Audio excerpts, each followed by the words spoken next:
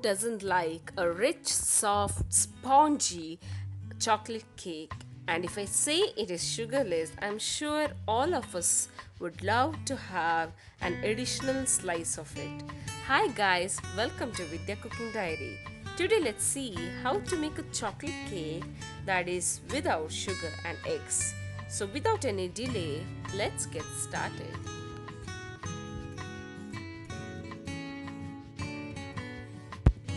To make this cake, we need two large bananas. However, I had one medium size and a few small bananas. So this will be equivalent to two large bananas. So I'll be adding all of this to the jar. So as we are making an eggless cake, the bananas will act as the binding agent. To this now I'll be adding around 1 cup of jaggery powder. You can increase the jaggery if in case you want it to be more sweet. This will give you a mild sweet cake. Now to this I will be adding around half teaspoon of cinnamon powder. However, this is optional. So now let's make a paste out of this. The mixture is ready. It is really creamy. I have not added any water while grinding. It's just the mixture of the banana, jaggery and cinnamon powder. Now let's add 1/4 cup of odorless oil. Here I have used the coconut oil. You can use any odorless oil except the olive oil. So now let's give it a good mix. Initially you can see that it looks really lumpy and clumsy and you feel it will not incorporate, but be patient. Keep stirring this way for 5 minutes and the oil and the banana mixture will nicely incorporate. Just keep mixing and mixing. If you like this video, do like, share and subscribe to my YouTube channel. See, now you can notice that it's already incorporating well. Let's keep mixing it and it will be a nice smooth paste. Now it's all ready. So now it's the time to add the dry ingredients, for which I have taken 1.5 cups of wheat flour, and with the help of a sieve I'll be sifting it in just like that. Okay, it's ready. So now let's add the next dry ingredient, that being cocoa powder. I've taken around half a cup of cocoa powder. It's very important to sift the cocoa powder because it usually contains lumps, as you can see in the video.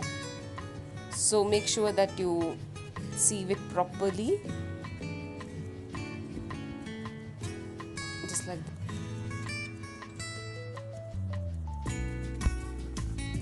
Now with the help of a spoon, I shall break all the lumps so that the powder gets incorporated well with the mixture.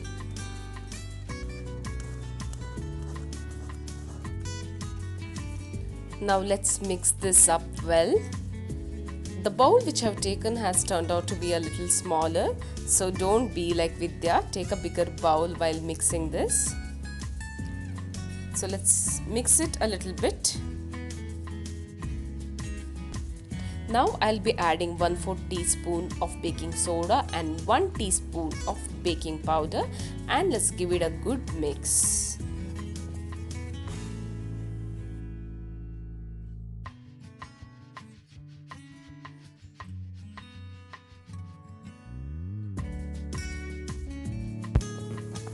Now comes a very important ingredient, and that is 1 teaspoon of vinegar. This will react with the baking soda and the powder and make your cake really fluffy and soft. Now let's add half a cup of milk. I've divided the milk in 3 parts and I'll be slowly incorporating it along with the mixture. Don't add the entire milk at once, because you don't want the mixture to be really runny. It should be of the perfect consistency. So let's mix it well. I shall give the details of the ingredients in the description box below. Do check out there. I will be baking this cake in oven today, so I am preheating the oven at 180 degrees Celsius. However, you can do this cake even in a cooker or kadai. The batter looks perfect to me. So here I have taken a baking tray and lined it with parchment paper. So now let's add this mixture to the tin.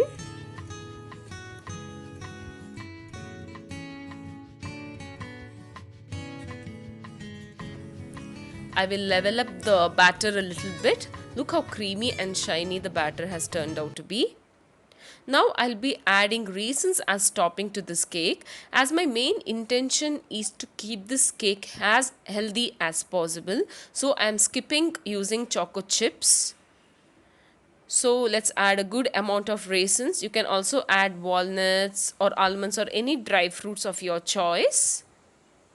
Now I'll tap the cake batter a little bit so that any air bubbles in the cake batter disappears. I will be baking this cake at 180 degrees Celsius for about 50 minutes. So the cake is out of the oven. It is super hot right now. I have used the toothpick technique and have pricked in the center of the cake and it has come out clean. I'll keep it for about 50 minutes and we shall demold it. I'll show you the back side of the cake. Just see guys how moist and rich this cake has turned out to be. The best part is it is guilt free, it is sugarless, it is without eggs. What else can you ask for?